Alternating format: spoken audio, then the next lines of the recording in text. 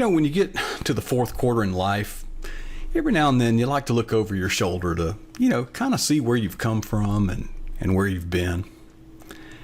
And I also kind of imagine how things might have been different. In the journey of life, we come across many crossroads, many forks in our path. And I kind of reflect on how things might have been different if I'd taken a different turn. I don't really have any regrets, but it is kind of fun to imagine. When I was hiring and training and managing a staff of technicians, engineers, and programmers, I tended to hire people who had served in the military. There were a couple of exceptions, but the military discipline and the idea of a chain of command, that model works well for me since my management style borrows heavily from my influence during high school football and my coach there. So, I demand excellence from myself, and therefore I expect it from others. Now, the atmosphere in my work environment is very stressful, very demanding, and it's also very scientific. It calls for unambiguous and concise precision, so that fits well with military types. We don't say 6 o'clock. We say 1800 hours. When we use numbers, we use niner instead of 9. Now, believe it or not, when you say 9 over the telephone or over the radio, the person on the other end tends to hear 5. I don't know why. Nor do I know why they didn't say 5er instead of 9er. And when we call out serial numbers, and things like that, we use the NATO phonetic alphabet, Alpha, Bravo, Charlie, Delta, Echo, Foxtrot,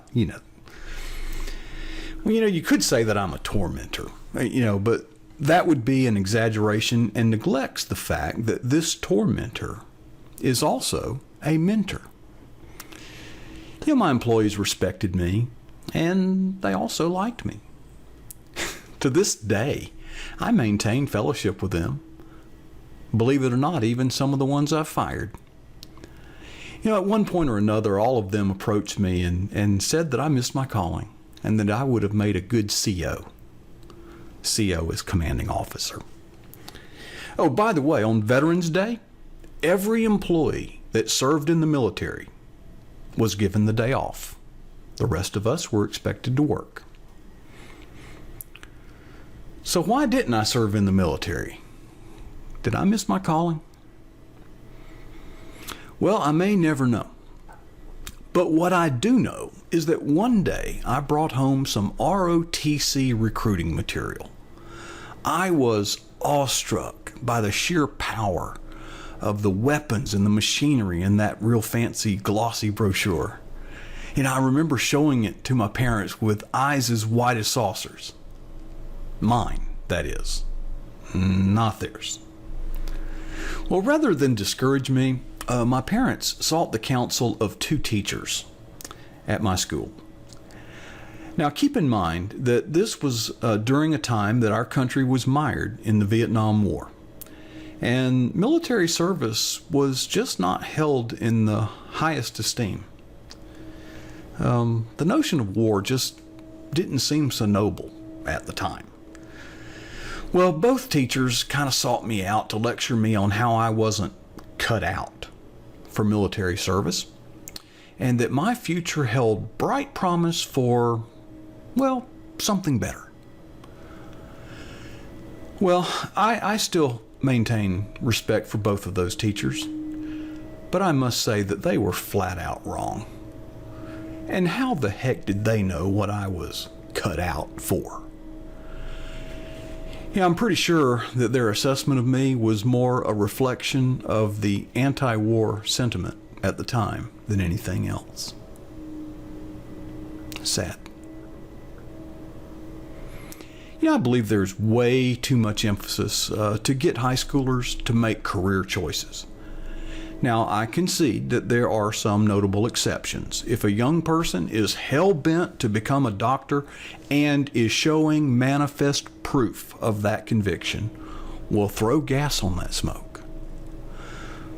Otherwise, be careful when offering career guidance. After all, no one advised me to get into computers. In fact, the personal computer didn't even exist when I was in high school. And besides, even if it did, I didn't show any interest or, skill in math or logic or anything like that at the time. When I have the opportunity to offer a young person career advice, I try to govern my advice with a few common sense principles. Let's start with the most important one. God has a unique plan for you, and He will equip you to do it. And I use Jeremiah 29:11 as the proof text for that principle. You might also say that God seldom called the equipped. I don't know if He ever did, but He definitely equipped everyone that He called.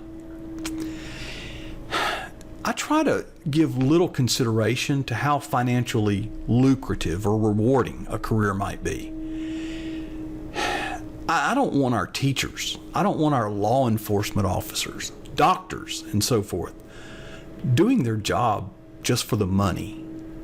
If a doctor's going to operate on me, I want them to feel a little bit higher calling than I need to pay the mortgage.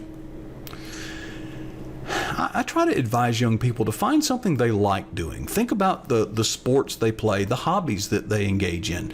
Perhaps they like to write, art, music, performing arts, whatever. Use that as a foundation.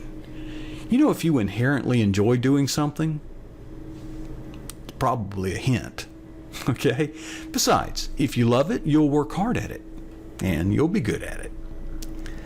I try not to close doors. I encourage young people to try different things. Take the pressure off. When you're young, it's easy to switch career paths. Don't be pressured into a career path. I see parents almost using their children to vicariously live out their own failed dreams in their own lives. Parents, be proud of your children's career choice, regardless of if their chosen career isn't exactly what you would have chosen for them. I also see guidance counselors steering young people. And, I have my doubts that any guidance counselor really knows a student well enough to steer them like that. And I also kind of suspect the guidance counselor may have some ulterior motives. When offering career advice to a young person, consider the gravity of what you're doing. Be very careful not to have that young person writing a blog like this about you. Well, those are my thoughts today. What are your thoughts? I really would be not only encouraged by your comments, I read them, but others may read them as well. And this could be your opportunity to minister to others, so please feel free to leave your comments in the space provided on this page. You can also connect with me on Twitter. I am at DataGenesis. It's right underneath my chinny chin chin. I also do a blog, a written text blog. It actually serves as the talking point notes for the videos that I do here. And by the way, I don't do this alone. I'm proud to be part of a team of Christian bloggers that do these videos in hopes that we inspire you, hopes that we charge your batteries, hope that we lighten your load, hope that we make your day go a little better. We want to empower you. And if you'd like to check out some other inspirational videos, I would invite you to subscribe to this YouTube channel.